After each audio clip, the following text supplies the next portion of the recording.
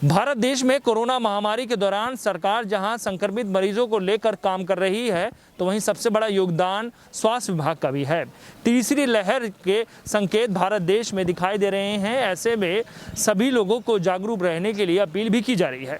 मुरादाबाद के वरिष्ठ doctor CP Singh ने शहरवासियों से अपील की है कि इस बीमारी से बचने का सिर्फ और सिर्फ एक ही माध्यम है, वो है जागरूकता। यदि आप जागरूक रहेंगे तो आप इस बीमारी से दूर रहेंगे। साथ ही उन्होंने सिटी चैनल से बात करते हुए कहा है कि सभी लोग परेशान ना हो, जागरूक रहें, कोविड-19 गाइडलाइन का पालन करें।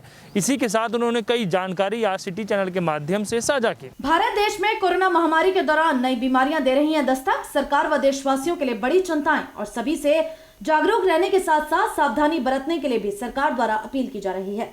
मुरादाबाद के वरिष्ठ डॉक्टर सीपी सिंह ने कहा, कोरोना की तीसरी लहर व black fungus, white fungus, yellow fungus पैर पसार रही हैं। इन बीमारियों का एकमात्र इलाज जागरूकता है। साथ ही डॉक्टर सीपी सिंह ने ये भी कहा कि इस मुश्किल दौर में सभी लोग एक दूसरे की मदद करें और खान पान पर विशेष ध्यान दें। शहर के हरपाल नगर स्थित डॉक्टर सीपी सिंह ने अपने क्लिनिक पर सिटी चैनल के साथ विशेष बातचीत करते हुए ये बताया कि इस मुश्किल दौर में हम सब एक दूसरे की मदद करें। साथ ही वे लगातार अपनी क्लिनिक पर प्रतिदिन 100 से 200 मरीजों को देख रहे हैं और इन्हें स्वास्थ्य संबंधी सलाह भी दे रहे हैं। डॉक्टर सीपी सिंह का ये कहना है कि सभी लोग देश में पैर पसार रही बीमारियों से सावधान रहें, जिसका एकमात्र इलाज जागरूकता ही है। डॉक्टर सीपी सिंह ने ये भी कहा कि सभी लोग स्वास्थ्य विभाग का सहयोग करें और अपने डॉक्टर पर भरोसा रखें। देखा गया है कि सभी लोग स्वास्थ्य व्यवस्थाओं को लेकर गलत प्रचार करते हैं। ऐसे में डॉक्टरों का हौसला टूटता है। इसलिए सभी लोग स्वास्थ्य कर्मियों और कोरोना वॉरियर्स का हौसला बढ़ाने के लिए काम करें।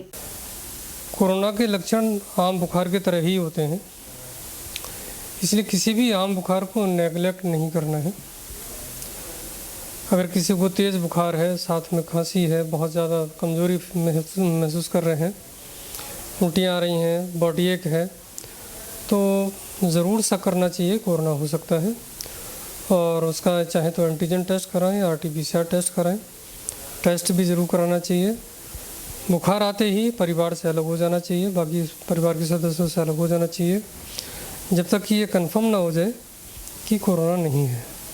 ये सबसे बड़ी सावधानी है अपने परिवार के बीच में, अपने परिवार को बचाने के लिए।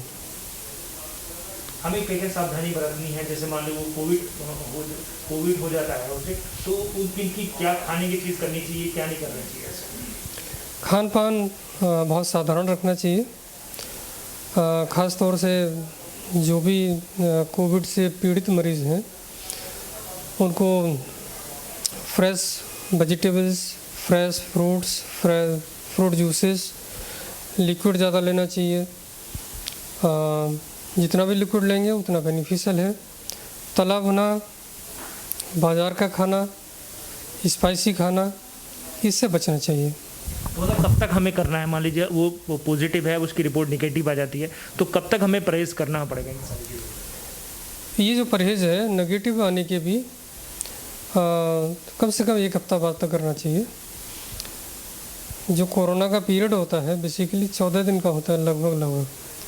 कुछ लोगों में लंबा भी चलता है, कुछ लोगों में पहले भी ख़त्म हो जाता है, और हम ऑन एवरेज 14-15 दिन का समय इसमें लेके चलते हैं। आज हमारा टेस्ट पॉजिटिव आया, हम उसके 1 हफ्ते बाद फिर से टेस्ट कराते हैं दवाइयाँ लेने के बाद। अगर 1 हफ्ते बाद टेस्ट नेगेटिव आता है तो उसके भी हमें 6-7 दिन बाद तक ये सारे बचाव करने चाहिए, परिवार से दूर रहना चाहिए और खाने पीने में परहेज बरतना चाहिए। थर्ड वेव की बात की जा रही है, तो ऐसे में घर की जो महिलाएं हैं वो बहुत परेशान हैं। छोटे बच्चों को लेकर काफ़ी है कि मान लीजिए बच्चों को तो नॉर्मली नज़ला, ज़ुकाम, खांसी होता रहता है, तो ऐसे में वो किन चीज़ों का ध्यान रखें और क्या उन्हें पता लगे कि हमारा बच्चा संक्रमित हो चुका है? यस, ये बड़ी इम्पोर्टेंट बात है। कोरोना ने पिछले 1 साल में अपना स्वरूप बहुत कुछ बदला है। पिछले साल हमने देखा कि ज़्यादातर बुज़ुर्ग लोग ही इसकी चपेट में आए। इस बार हमने देखा बहुत सारी यंग जनरेशन इसकी चपेट में आई, बहुत सारे लोगों ने अपनी जान गंवाई। अब थर्ड वेव में ये कहा जा रहा है कि अब बच्चों को भी चपेट में ले सकता है। बचाव सिंपल वही है। अगर किसी बच्चे को लगता है कि तेज़ बुखार है, बदन दर्द है, उल्टियाँ हैं, ठीक से खा पी नहीं पा रहा है, भूख ख़त्म हो गई है, साथ में खांसी है और बुखार के 5-6 दिन बाद उसको सांस में दिक्कत शुरू हो जाती है, ऑक्सीजन डाउन होने लगती है, खांसी में खून आने लगता है, बच्चा बेहोशी में जाने लगता है। तो ये सीरियसली लेना चाहिए, तुरंत डॉक्टर से मिलना चाहिए, जांच करानी चाहिए और बच्चे को परिवार से अलग कर देना चाहिए। मान लीजिए परिवार के सदस्य बच्चों को हॉस्पिटल में नहीं भर्ती कराना चाह रहे हैं, वो चाह रहे हैं कि हम अपना बच्चे का ट्रीटमेंट जो है वो घर में रह के करेंगे, तो किन किन बातों को करें, क्या ध्यान रखें, खान पान है, सारी चीज़ों को? उसका एक क्राइटेरिया है कि कब घर पे रखना है, कब हॉस्पिटल में रखना है। जो माइल्ड डिजीज़ है, जिसको हम हल्की बीमारी बोलते हैं, उसी कंडीशन में आप बच्चे को घर पर रख सकते हैं। ये जो कैटेगराइजेशन है कि माइल्ड है, मॉडरेट है या सीवियर बीमारी है, वो होता है सीटी स्कैन के आधार पर।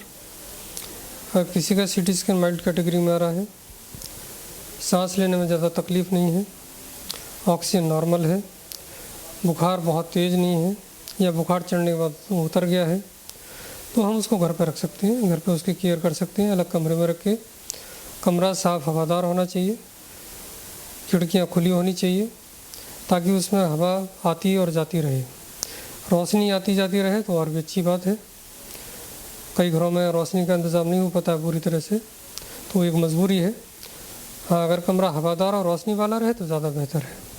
अच्छा डॉक्टर साहब, कोविड हॉस्पिटल को के साथ भी आप जुड़े हुए हैं, कोविड मरीजों को आपने ठीक करके उनके घर तक भेजा है, इस मुश्किल घड़ी में आपने काम किया है, तो ऐसे में अब थर्ड वेव के साथ साथ बड़ी बड़ी बीमारियां जो हैं अब दस्तक देने वाली हैं, जहां वो ब्लैक फंगस हो और भी बतरी चीज़ें हैं, तो ऐसे में सुरक्षा की दृष्टि के साथ साथ आप शहर वासियों से क्या अपील करना चाहते हैं?